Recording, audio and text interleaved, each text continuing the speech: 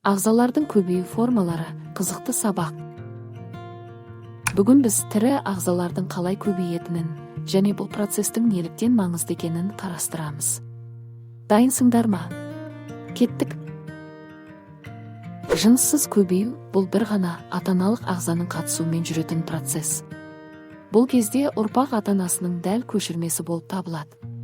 Мысалы, бактериялар жасушаларының екіге бөлінуі арқылы көбейеді. Жыныссыз көбеюдің артықшылығы тез және оңай, бірақ кемшілігі өзгергіштік аз болады. Барлық ұрпақ бірдей болғандықтан олардың жаңа жағдайларға бейімделуі қиынға соғады. Жынысты көбею екі ата-аналық ағзаның қатысуымен жүретін процесс. Бұл кезде гаметалар, жыныс жасушалары бірігіп жаңа ұрпақты қалыптастырады. Ұрпақ ата-анасының белгілерін тең бөліп алады. Жынысты көбеюдің артықшылығы ұрпақтардың әртүрлілігі жоғары болады.